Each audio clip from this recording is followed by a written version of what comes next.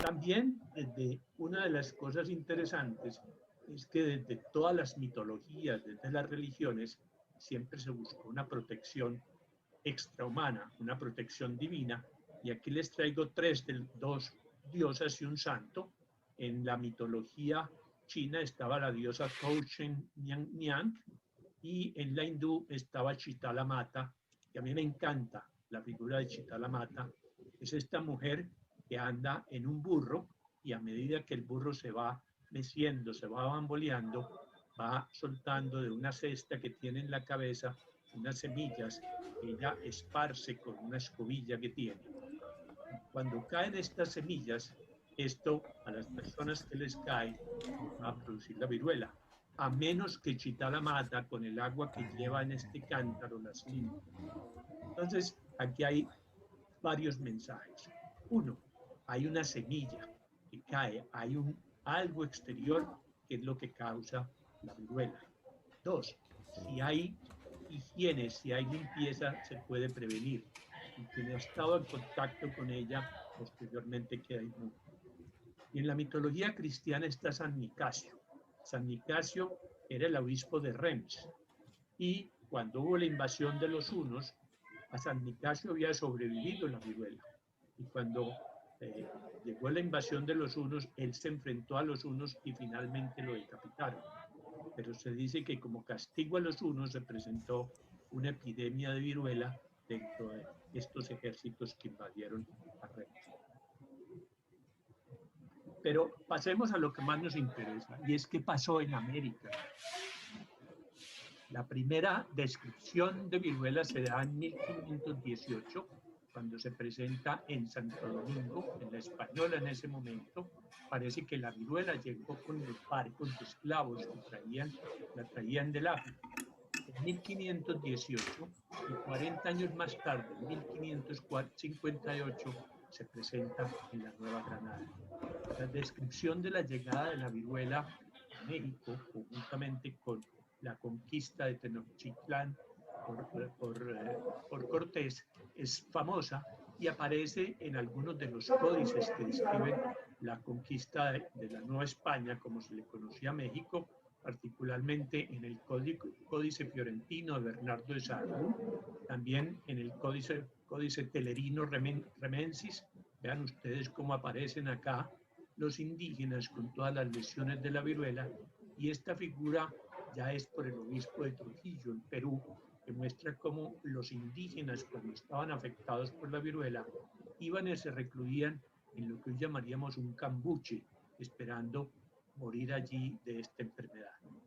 El padre Zamora describe lo que pasaba en las comunidades indígenas y dice: a estos atacaba la viruela tan maligna que de 100 no se salvaban 10, según el catastro de los antiguos.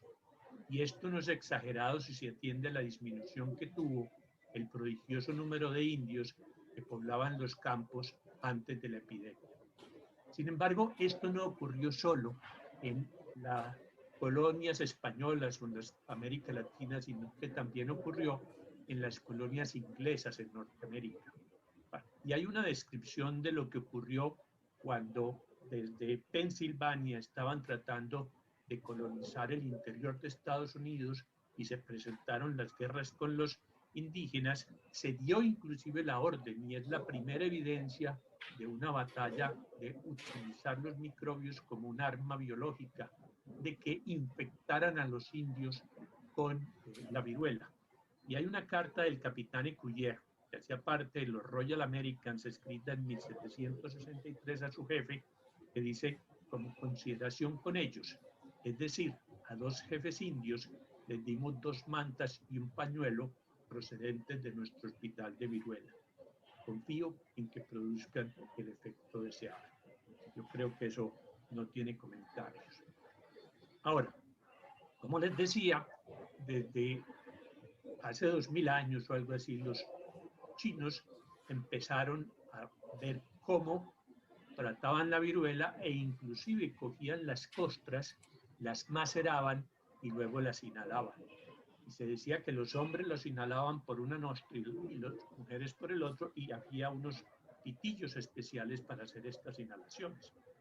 Los ingleses, que han sido viajeros y siempre han tenido la costumbre de estar enviando cartas de las cosas que observan en sus viajes, empezaron a enviar cartas a la Royal Society. La Royal Society había sido fundada en 1670 y algo por Newton, y Martin Lister, Totten Havard y un italiano, Emanuele Timoni, enviaron cartas a la Royal Society reportando la variolización en varias partes de Asia.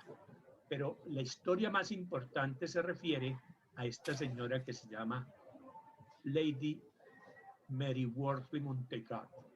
Esta señora era la esposa del embajador británico en Turquía y ella se hizo famosa por las cartas que escribía desde Constantinopla relatando las costumbres que observaba en el Levante, y aquí está el libro que le publicaron que se llamaba Cartas desde el Levante. Y en una de esas cartas escrita a su amiga Sarah Chiswell en 1717, decía: te voy a contar algo que estoy segura te hará desear estar aquí.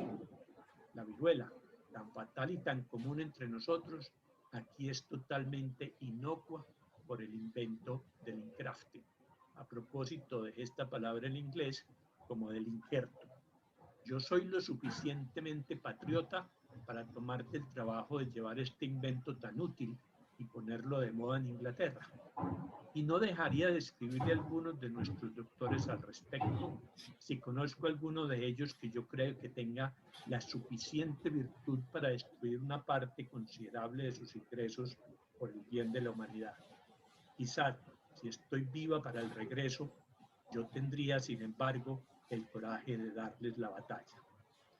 Cuando estaban allí en Constantinopla, la embajada también tenía un cirujano, un médico que hacía parte de la delegación, que se llamaba Charles Maitland, y ella hizo que Charles Maitland inoculara a su hijo de 6 años en 1700.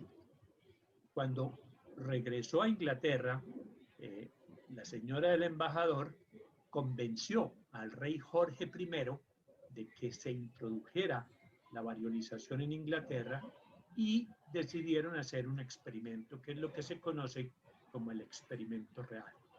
Y el rey Jorge I en 1721 le perdonó la vida a 6 condenados a muerte, 3 de ellos hombres, 3 mujeres, que estaban en la famosa prisión de Londres, la prisión de Newgate.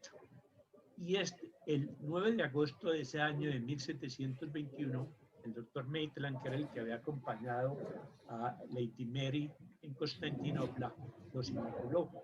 Y fue supervisado de aquellos 2 personajes importantes, Sir Hans Sloane, que era el secretario de la Royal Society, el presidente era Newton, y este señor se caracterizaba porque era un gran coleccionista de cosas traídas de todo el mundo.